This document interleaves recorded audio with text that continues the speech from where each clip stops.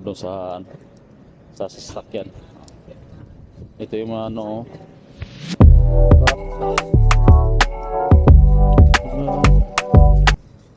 Tipid-tipid lang tayo. Ito na natin. Yun, ano yata doon pala doon sa kabila.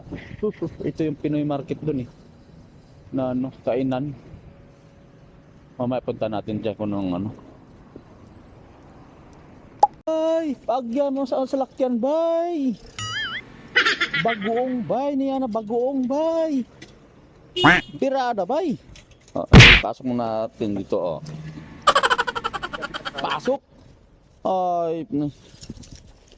Ay talaga. Uy, ba't bumili ka pa nito? Ang dami sa kwarto nito. Saan? Ito, ibalik mo dun. Ang dami kong pera. Ha? Ang dami mo palang pera. Sige. Ayos. Dami palang pera eh. Bumili ka, ano sa kwarto, ang dami dun.